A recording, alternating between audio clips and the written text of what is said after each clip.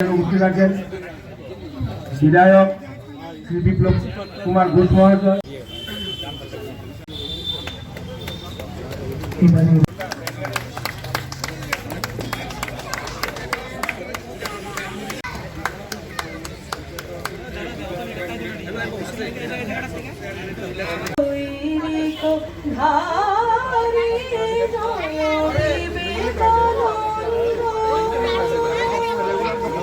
সকলকে এবং যারা রক্তদান করছেন তাদের প্রতি আমার ব্যক্তিগত পক্ষ থেকে এবং সরকারের পক্ষ থেকে আন্তরিক শুভেচ্ছা জানাচ্ছি।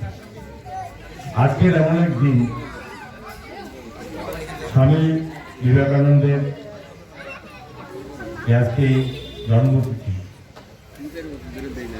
এবং যদিও এই ক্লাবের নাম বিবেক, মামন ভাই বিবেকানন্দের আদর্শ অনুপ্রাণিত হয়ে এই ক্লাবের নিশ্চয় বিবেকের নামটা খুব এটা খুব উল্লেখযোগ্য।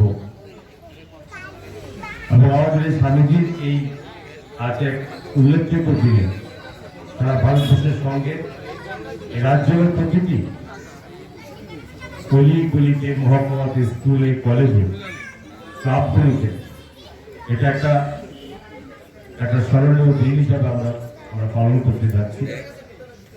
স্বামীজির আদর্শ এখানে আমি অনেক কিছু বলার দরকার নেই। স্বামীজি আদর্শে অনুপ্রাণিত স্বামীজি তা চেয়েছিলেন যে ভারতবর্ষকে এক শক্তিশালী রাষ্ট্র এবং এটাকে গড়ে তুলতে হবে। তাদের মধ্যে সবচেয়ে বেশি এই কাজে যাদের যুক্ত হবে তাদের সেই যুব সমাজকে, এবং এই যুব সমাজ যখন শক্তি, তার মানসিক দৃষ্টিভঙ্গি, তার সচেতনতা শক্তিবৃদ্ধ হবে, তবেই এই রাষ্ট্র মাথা তুলে দাঁড়াবে। এছাড়াও যারা কম্বল নেবে, আমি নাম বলছি: রানী ঘোষ, ফণীন্দ্র দে, আমেনা বেগম। আপনারা এখানে চলে আসুন। রানী ঘোষ, ফণীন্দ্র দে, আমেনা বেগম।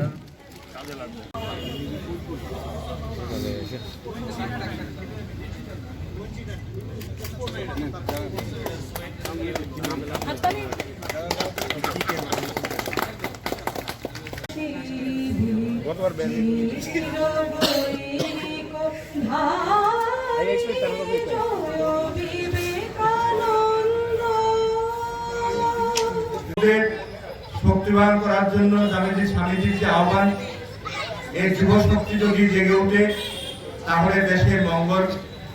নারী শিক্ষার জন্য স্বামীজির যে আহ্বান, নারীরাই সমাজের ধারক এবং বাহক। নারীদের পূজা করার জন্য বলেছেন, ফলত কোনো একটি দেশ এগিয়ে যাবে।